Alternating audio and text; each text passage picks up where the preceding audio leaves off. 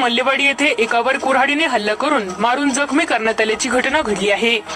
या घटनेबाबत पोलिसात फिर्याद देण्यात आली असून मिरज ग्रामीण पोलिसांनी चौघांविरुद्ध गुन्हा दाखल केला आहे।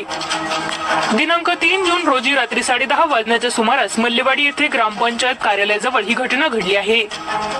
जखमी शुभम महादेव जाधव वय वर्ष 22 राहणार मल्लेवाडी तालुका मिरज यांनी पोलिसात फिर्याद दिली आहे।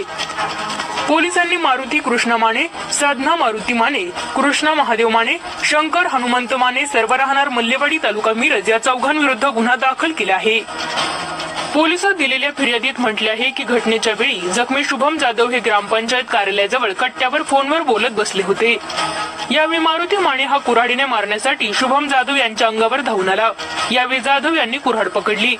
यावेळी अन्य तिघांनी पाठीमागून येऊन जाधव यांना खाली पाडले। यावेळी मारुती माने याने कुऱ्हाडीने जाधव यांच्या उजव्या पायाच्या मांडीवर मारून जखमी केले। तसेच यावेळी शिवीगाळ करण्यात आल्याचे ही फिर्यादीत म्हटले आहे। या फिर्यादीनुसार मिरज ग्रामीण पोलिसांनी चौघांविरुद्ध गुन्हा दाखल केला असून पुढील तपास करीत आहेत।